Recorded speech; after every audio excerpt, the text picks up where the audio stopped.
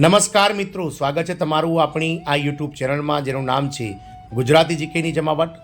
તો રાજ્ય સરકાર દ્વારા રાજ્ય સરકારના 30 કરતાં વધારે વિભાગોમાં જે સંવિદા કર્મચારીઓ એટલે કે કોન્ટ્રાક્ટ અને આઉટસોર્સિંગ કર્મચારીઓ કામ કરી રહ્યા છે તેમની માહિતી માંગવામાં આવી છે। નવા વર્ષની શરૂઆતમાં જ આ માહિતી માંગતા આવે લાખો કોન્ટ્રાક્ટ કર્મચારી, આઉટસોર્સ કર્મચારીઓ અને કરાર આધારિત કર્મચારીઓને ક્યાંક ને ક્યાંક સરકાર દ્વારા કાયમી કરવાની જે છે તે મિત્રો કવાયત હાથ ધરવામાં આવી હોય તેવું લાગી રહ્યું છે। જાણીએ વિડીયોમાં વિગતવાર કઈ રાજ્ય સરકાર દ્વારા રાજ્યના કોન્ટ્રાક્ટ કર્મચારીઓના પગાર વધારા સહિત જે છે તે તેમને કાયમી કરવાની જે છે તે મિત્રો કવાયત હાથ ધરવામાં આવી છે તેને લઈને વિડીયોમાં વિગતવાર ચર્ચા કરીએ।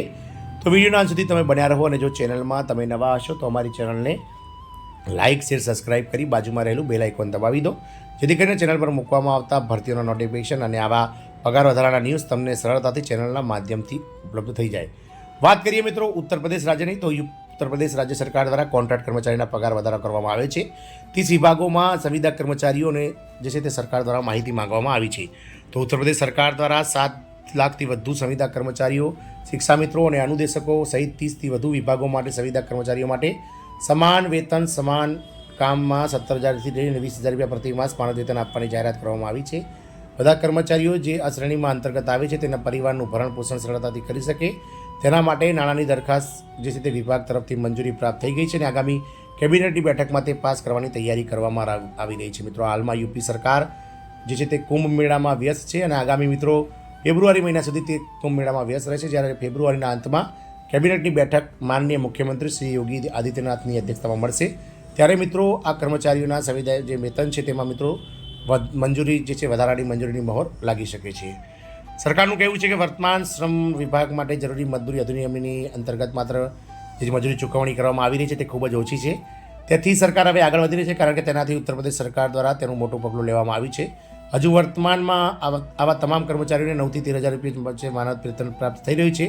સરકારના જે મંજૂરી કેબિનેટની બેઠક બાદ ડબલ પગાર મળશે। ઉત્તર પ્રદેશના સરકારી વિભાગોમાં લગભગ 7 લાખથી વધારે સંવિદા આઉટસોર્સિંગ કર્મચારીઓ છે અને ઉત્તર પ્રદેશના બંને વિભાગોમાં જે છે તે વધુ સંવિદા આઉટસોર્સિંગ કર્મચારીઓમાં વિભાગો વચ્ચે વાત કરવી અને બાળ વિકાસ પુષ્ટાહાર અને સ્થાનિક બાળકોમાં સંખ્યા વધુ છે। વિકાસ પુષ્ટાહારમાં લગભગ 3 લાખ તો સૌથી વધુ સાંસદો બંનેમાં લગભગ કર્મચારીઓ કાર્યરત છે। સરકાર દ્વારા વિભાગોમાં કાર્યરત સંવિદા કર્મચારીઓ અને આઉટસોર્સ કર્મચારીઓને સૂચના મંગાવવામાં આવી છે અને ઉત્તર પ્રદેશમાં 28 વિભાગો દ્વારા જે છે તેના માટેની જે સૂચના સરકારને ઉપલબ્ધ કરવામાં આવી રહી છે।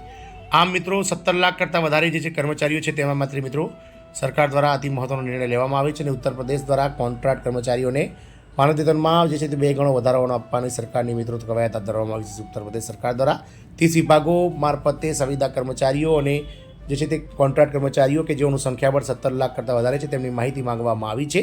આ કર્મચારીઓના માનદ વેતનને લઈ અને મિત્રો ઘણા લાંબા સમયથી આ કર્મચારીઓ સરકાર સામે વિરોધ કરી રહ્યા હતા, જેને પગલે સરકાર દ્વારા મિત્રો જે છે તે હવે આ કર્મચારીઓના પગારમાં જે છે બમણો વધારો કરવાને લઈને સરકાર દ્વારા જે છે તે નક્કી કરવામાં આવ્યું છે। નાણાં વિભાગ દ્વારા જે છે તે મિત્રો આ વધારો જે છે તે મંજૂર કરી દેવામાં આવે છે અને આગામી કેબિનેટ બેઠકમાં એટલે કે કુંભ મેળામાં સરકાર જ્યારે વ્યસ્ત છે ત્યારે કુંભ મેળાના પૂર્ણાહુતિ બાદ જે કેબિનેટની બેઠક મળશે તેમાં માનનીય મુખ્યમંત્રી શ્રી યોગી આદિત્યનાથની સરકાર આ મંજૂરી છે તે નાણાં વિભાગની ફાઇલ પર મંજૂરીની મહોર મારશે। આમ ઉત્તર પ્રદેશમાં લાખો કોન્ટ્રાક્ટ કર્મચારીઓને પગાર વધારાની સરકાર દ્વારા અનેરી ભેટ નવા વર્ષની શરૂઆતમાં આપવામાં આવી છે। આશા રાખીશું કે ઉત્તર પ્રદેશ રાજ્ય સરકારથી પ્રેરાઈને અન્ય રાજ્ય સરકારો પણ પોતાના સંવિદા કર્મચારી, કોન્ટ્રાક્ટ કર્મચારી અને કરાર આધારિત આઉટસોર્સિંગ કર્મચારીઓના માનદ વેતનમાં વધારો કરે તેવી આશા છે। જય હિન્દ, અસ્તુ।